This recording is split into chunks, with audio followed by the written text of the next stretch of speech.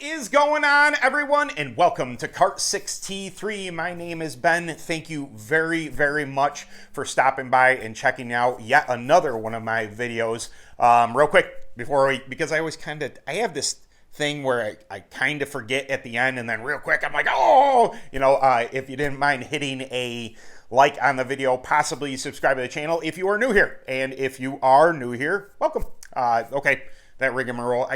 I know it's a pain for some of you guys to listen to, but this is a channel, and unless I'm growing, I'm going down, and we don't want that.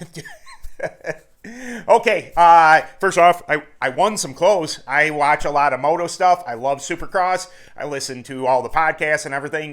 Moto X Pod Show, presented by Vital MX, and they had a contest. It was an email thing, and I won some FXR gear. I wish that FXR, fly racing, something like that. I wish they made karting stuff, jackets, helmets, gloves, stuff like, you can kind of repurpose those things into karting, but I almost wish that they had a karting division of that they had some offerings for us to race, because karting, arguably is pretty huge in comparison to moto, just not on TV and stuff. So there's my opinion on that. But that is not what we're talking about today. I have this tendency to go off on tangents. Where are races won? Everybody has heard this term. Races are won in the garage.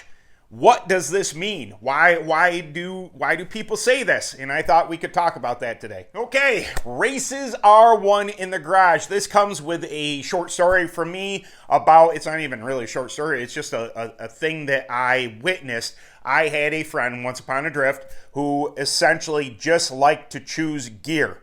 He liked to race at one track. He liked to change one or two teeth with his kart, and that's all he did. He had his engine on his kart, he put fuel in it, and then he ran tread, so there was no such thing as really tire prepping or anything like that, maybe some air pressure, but it was the very basics of what racing could be. And then he would get upset when he wouldn't win, that he didn't have the dominant kart. Well, people like me, the reason why I would beat him is because of what I do in this right here, my garage. The time I take, all the things that I have taught you or attempted to teach you, scaling and tires and, the theorem of why things work, why why your cross affects corner entry, why it affects exit, why, the staggers, all these things are things that you need to learn and apply to the garage before you get to the track. So when you unload at least in the ballpark of making an adjustment or two to be fast. Now, I kind of encompass this concept of races are won in the garage with elite speed. Now, self-professed, I am not elite speed. We'll take my division that I run in, which is Unlimited All-Stars. I am not elite speed. When I went to the Grand Nationals, I was almost a full second off the pace of the elite guys. Now, one could argue that, this is not my backyard. I live in New York. I was all the way down in Georgia. The type of tire, the type of racing, the type of surface, all different things. But those elite teams, no matter where they go, from Georgia to Pennsylvania to Oregon to, Arizona, they always seem to find that speed. And it's not by coincidence. It's because the effort is made right here. The knowledge, the hours of going to the track, of absorbing knowledge, of applying different things in concepts, changing staggers, changing cross, playing with tires, using different elements of this whole game that is racing, and coming home, taking notes, knowing what they're doing, reapplying, trying, doing things. That is what makes elite speed. So it's the garage. In simple, there's a meme. Maybe I'll pop it up here while I'm talking. I get the concept. I understand that I am forever the underdog supporter. I want the guy who is not noticed to get noticed. I am 1,000% behind you because I am that guy. I am the underdog to these elite teams. You know, can I work hard enough to get to that elite speed? But this meme, it kind of sidetracks what's going on. Now, the meme is that, you know, sponsors are dumping funding into those elite programs, into those teams that already have money. But there is a reason for that. It's not that they're ignoring the talent and seeing the perspective or what they could become. It's that the elite teams run out front. They are the ones that get noticed. So when you're a sponsor, you want to be ahead of the field. So you are the one that gets the headline. You get the number one picture, you know, in front of the checkered flag at the end of the day. That's what gives value to their investment. Now, it's not that they wouldn't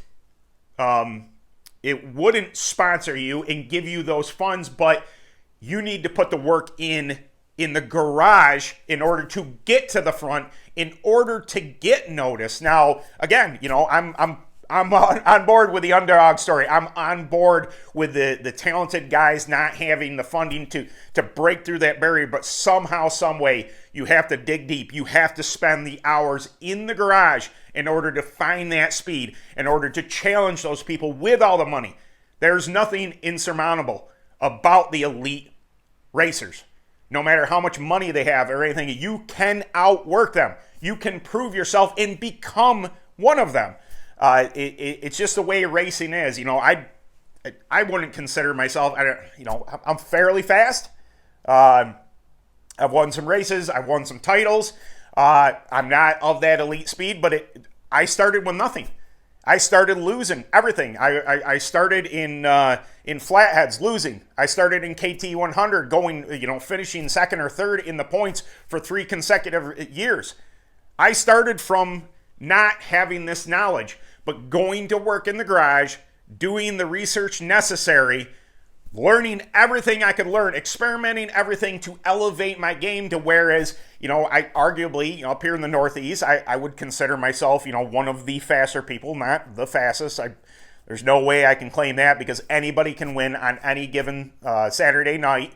It's just a simple fact of that. Somebody hits tires, somebody hits the program just right, somebody outworks me that one day, they're going to go and whoop on me, and I'm going to end up 4th, 5th, 6th, having a real bad night that I consider for myself, but I'm still ahead of where I once was, and that means if I got beat, then I need to get back in the garage. I need to scale better. I need to find something with my chassis, with my tires, with everything all-encompassing to get those wins, to run back up front, to get the sponsors, to, maybe, money is what it is, the huge hurdle.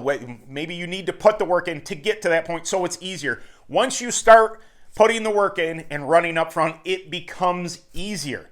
That is, maybe another one of the stories that there used to be that, John, I don't know if maybe I mentioned in a video or not, but I'm going to say it again anyway because I'm old and I forget stuff.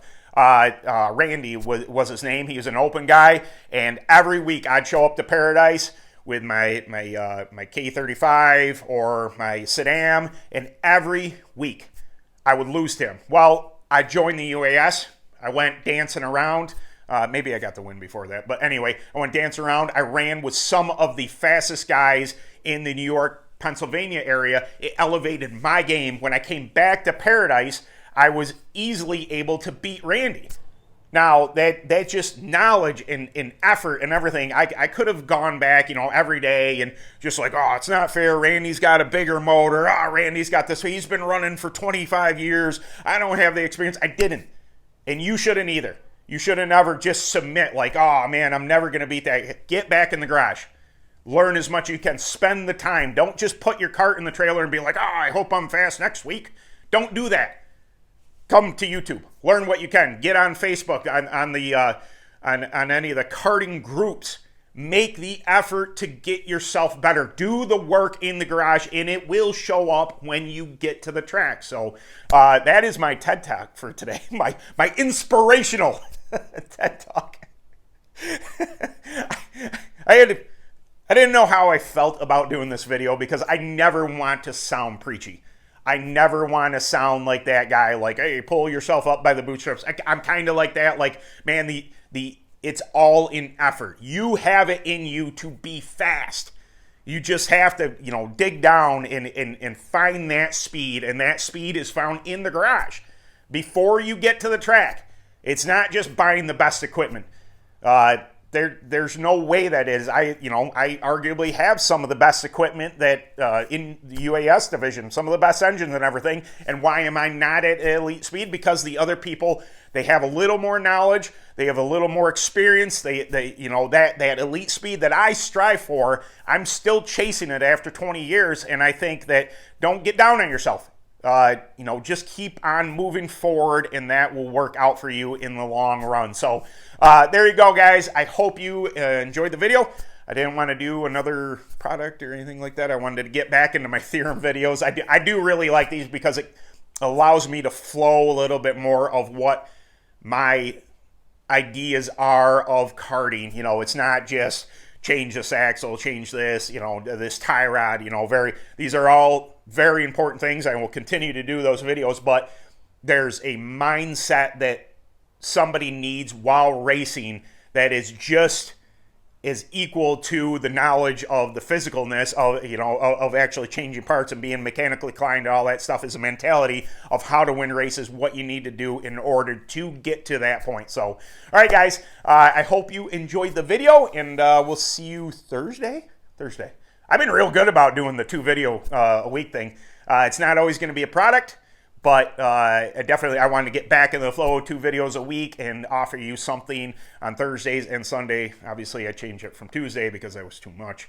It just works out better for me. I thought about Wednesday, but that kind of hump day, it didn't work out. Anyway, all right, guys, ramble long enough. I will see you in the next video. Bye.